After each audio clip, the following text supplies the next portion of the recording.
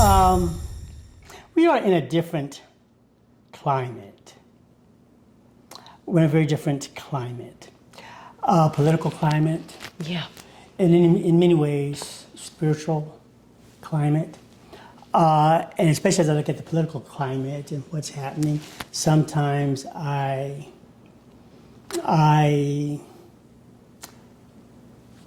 am fearful. I'm not sure if that's too strong. I'm concerned about my grandnieces and nephews, right? Seems like folk trying to take in reverse. With this political climate and perhaps some of the spiritual climate, are we preparing our students for what it means to be Black in America in this present age and as we move to the future? You know, that's something that I think we might struggle with, because, you know, HT is this safe bubble where we protect them and we kind of shelter them from the world. And I think my sweet babies, you know, I call them the sweet babies. I don't want to be the person that is saying, you know, oh, they're not living in the real world, they might not be paying attention, but I'm not sure that we all know how to prepare them for what's next, because things are moving so quickly with not only, you know, a new administration, but there's AI. There is another world that is transforming in seconds that is happening. We had a HBCU AI conference that we hosted on campus this year. And one of the presenters said in the next 2 years, this world would have advanced 30 years in the next 2 years. That is concerning for an industry, higher education, that usually promises in the next 3 or 4 years that we would have prepared you for the world.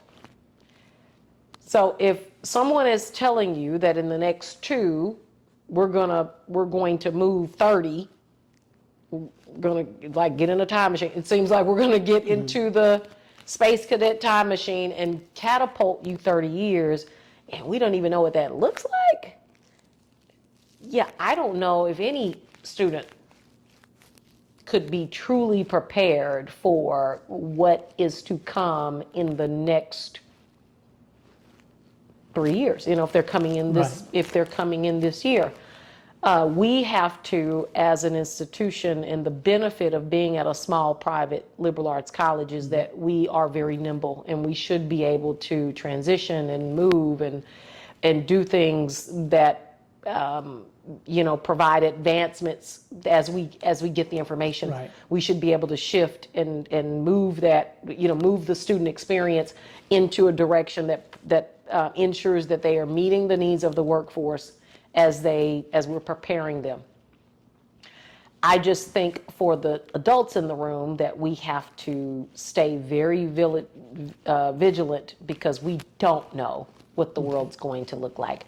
What we are doing to prepare them, you know, outside of the political landscape, but with the advancements of technology, is to offer AI. I had a meeting just yesterday with our director of IT, he's just brilliant, and talking about we need to ensure that every single student knows how to use AI tools. Because AI is not going to take your job, and it's not going away, and it's not going to take your job right now. It's going to take the jobs from the people who don't know how to use it. That's what it's going to do right away in the next, I would say, 5 years. So if you're not using AI coming out of college, knowing how to prompt, how to be more efficient, how to navigate, you know, some of the tools that are available in your industry, you will be left behind. And there will be another student with that same resume on the desk that will eat your lunch, because an HR director is going to go, a hiring manager is going to go to the kid that has some experience with using these tools, how to prompt, how to, and here's the other benefit where I think we have an advantage, is that liberal arts colleges naturally build into the curriculum critical thinking. And because that's a part of who we are as the fabric of our core curriculum, that is the foundation of what AI prompting is. Okay. It's the best information that you can put in gets you the best output. And so I think where we have leverage as a private liberal arts college as opposed to a state school or maybe a community college, we build in those critical thinking components that are throughout the curriculum. That I think gives our students an advantage, just knowing how to think critically. Yeah. So are we preparing them and are we doing enough? I think we have our fingers crossed and our prayers up, waiting to see what's going to happen. Yeah, and let's ask that question. They are keenly aware. David and I are going to be going to a podcast conference, and AI is a part of that, right? Yeah. And he's excited about the AI part of it, right? Yeah. I think we're already using some of it. Yes, I think we're already right. using some of it. But as we look at I didn't do that. As we look at it, I'm also, I guess, looking at some of the racist attitudes. Are we equipping them to be alert and aware, and to be able to counter some of those racist acts? Maybe in terms of are we teaching them how to be, in some ways, activists, standing for justice and those things? That MLK calls us to be, that even, and we're going to, because you done already started halfway preaching for us. So we're going to talk about your faith in just a minute. About the Lord. But even Jesus, right?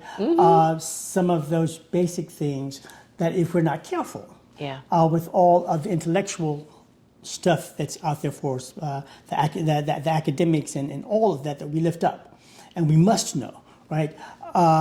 As young black people, men and women, that we still, unfortunately, need to navigate racism. Yeah. I'm very proud of a group on campus, the political science group, that organization. They are, God bless them. They are doing the work. And what I enjoy seeing, to me, Dr. Saressa's group, What I enjoy seeing is that, one, it is organic. Okay. Similar to how a lot of the movement in the civil rights era and pre-civil rights era was because the students led the initiative. It's not the president I shouldn't be in the front of the line. Okay. I'm old guard, right? It should be the students leading the initiatives because that's how it started. The lunch counters and the students in Jackson, Mississippi that died. I mean, they were the students. Yes. And so those are the people. Those are the they. They made the changes. It wasn't. You didn't see the administrators. You didn't see the president of the school and the VPs. Come on, kids, you need to be concerned about your welfare. That's not how it went. The students said, I want to lead this initiative. It was the young people. And so it warms my heart that stereotypically this generation, the stereotype is apathy. They're just kind of got the headphones on, nobody's paying, just out there. They're just kind of just out there, not all paying attention, a little green, a little aloof. I don't know about our babies. They seem a little wise, and they are leading initiatives that remind me of, I wasn't in school at that time, but my God, they seem to be that group, right?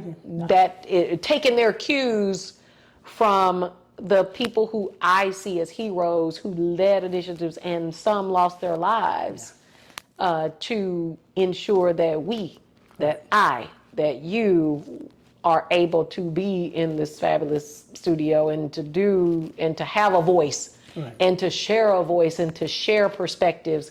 And even recently, they were able to get a bill passed on the House floor with their work. And I'm like, go ahead. I mean, what we doing?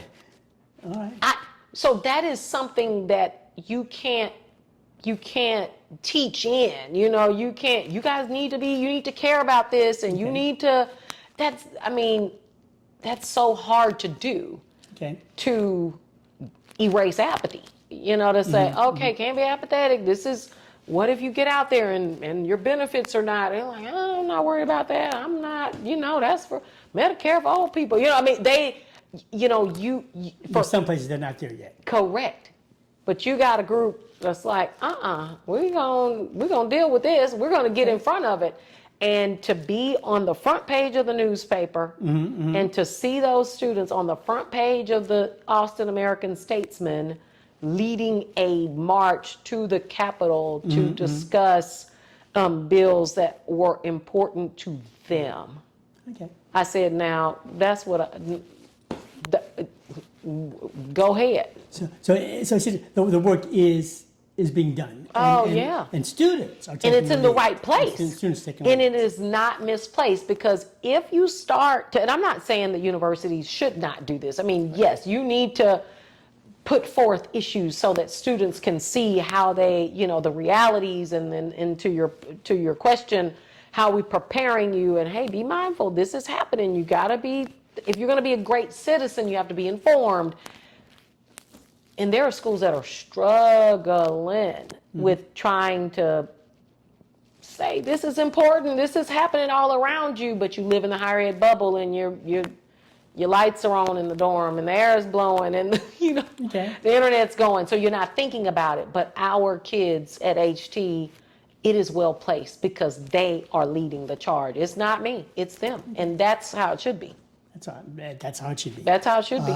All change pretty much through student movements. That's right. That's where the real change comes from. Absolutely. Yeah, So absolutely. I love it when they get a little wild. Not wild, but they want to be heard, and they will go the extra mile.